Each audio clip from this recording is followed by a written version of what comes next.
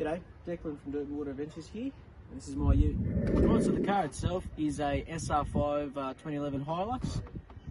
It is a 3 litre diesel and it is also automatic as well. That's the way we like it. Right, so the first obvious things that I'm going to point out on the car as we go through it is that I'm running an ARB bull bar in the front of it. It's painted silver, same way as the car. A lot of people go black or white. I prefer silver with the body of the car.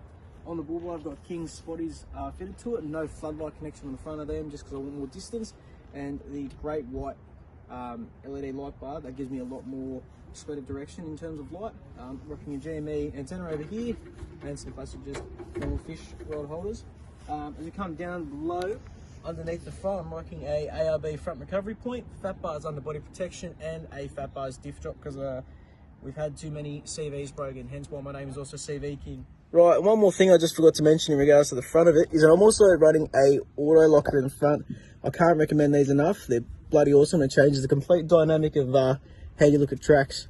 Yeah, so they're great, and I installed that all myself. It took an afternoon or so. Another thing you might have noticed actually is that I'm running 33-inch tyres on it as well. On the front end, I'm riding a 2-inch Dobinson's front lift. I found the Dobinsons are the only shocks that come with a thick base of the shock mount as well. They're great in the front. I'm running constant 400 load rear leaf springs in the back, and they're an Ironman brand. On the side of the car, these are Dominator 4x4 from Queensland sliders. I found that they're probably one of the best brands to go with. They give you a bunch of different options in regards to mounting them, different things you fit on, like checker plate, anti-skid kind of thing on the side. I didn't go for any of it, I just wanted a slider. And then for the roof on the top here, we've got a King's awning and a King's ensuite on the other side, and Rhino rack rod holder at the top of that. And then just your classic super cheap auto roof racks as well. Right, as we come to the back of the car, first thing I'll point out is that this is where I mount my rooftop tent. Currently it's off right now. We're going through a bit of a deep clean situation with it. We're going to get that all prepped up and ready for our next adventure. Running a Titan drawer in the back, and you can fit plenty of stuff in the back here. In there currently I'm always running a solar panel, jumper leads and all the kind of stuff that you want to take, and anything non-perishable as well, I just leave in there. A new addition to the back of the car is I have just put a water tank fitted to the side of it, and this one here can be pressurised so that if you want to have a nice, kind of warm shower or any kind of shower while you're out, you've got the option there. Plus it always holds drinking water at the same time too. I'm also at the base here. I usually just run a recovery point in the back, but due to recent towing, I had to put that in. I've also got a fit of electric brakes as well. If we need to tow a caravan, I can. Right, you might have just noticed in that last video part is that currently I'm running only one mud flat. That's because I don't think you need the left one personally. We just leave those off, and it's a small wind resistance that you don't need. A little bit of a more detailed breakdown of this car, because everything's on the other side. Is like I said, this is my water tank. Custom built all these brackets himself. I made the water tank myself. Got everything from Bunnings pretty much, and then have a bit of help with the old man who was able to help me out in regards to the brackets. Most of that stuff did myself. He also, a bit of a shout out to my old man as well. He helped me make the tub rack here. Painted it, welded it, everything like that. Helped me all with that out, so saved me a bit of coin, and that was great. Also got a bit of a power outlet into the ute tub, so if I ever need to run power into the back there, I've got that option. This is obviously the King's change room and the ensuite, I guess you could call it.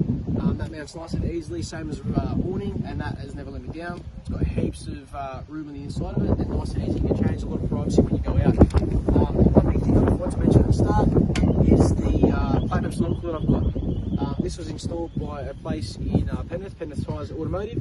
They did a great job of actually fitting it and everything like that, and can't fault it at all. It's done nothing but wonders for me. Thanks. Right, so this brings us to the inside of the car, and this is kind of the summary up of it. A few things I've done to the inside, it's nothing major. I've got a throttle controller over here, the iDrive throttle controller. They're pretty awesome, especially if you're on sand or if you need to get a little bit more boot in the middle of a track.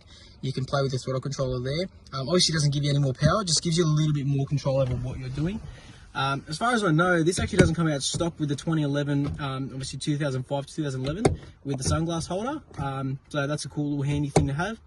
The next thing up here is that it did actually come fitted with a DVD player, but unfortunately that hasn't worked for me for a while, so that's been out of there, so no interior light on the inside of there, but at least we've got these ones here.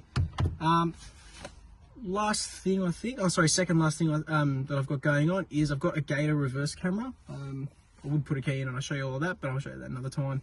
That thing's sensational. You can maneuver it all the way up and down. Plenty of view that you can see there, and nice and easy for when you're trying to back up to trailers or anything like that.